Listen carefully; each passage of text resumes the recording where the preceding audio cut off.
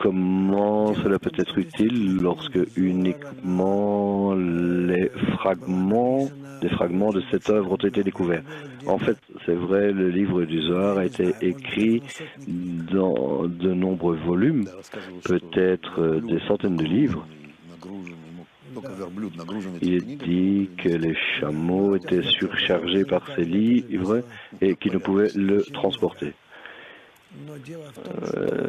À ce moment-là, chaque livre était très lourd. Mais en dehors de cela, on n'a pas vraiment besoin de plus que ce qu'on a, parce que nous devons réaliser que si nous prenons quelque chose de ce livre ancien, même le 10e, finalement personne ne l'a vraiment caché, mais les scientifiques et les chercheurs, lorsqu'ils ont commencé leurs recherches,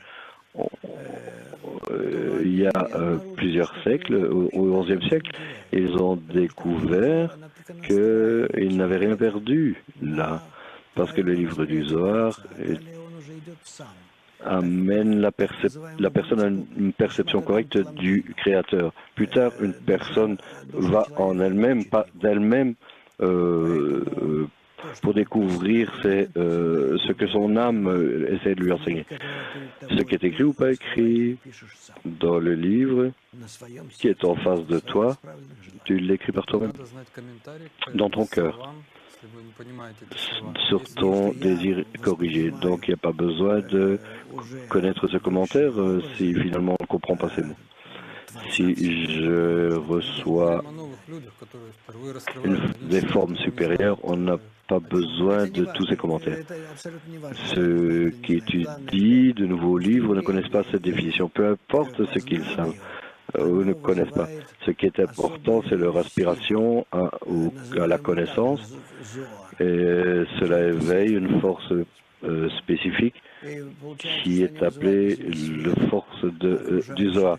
Le Zohar est appelé également l'illumination. Et lorsqu'on arrive à éveiller cette lumière sur nous-mêmes,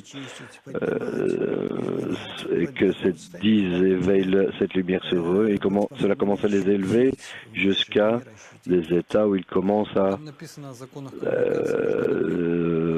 ressentir le Créateur.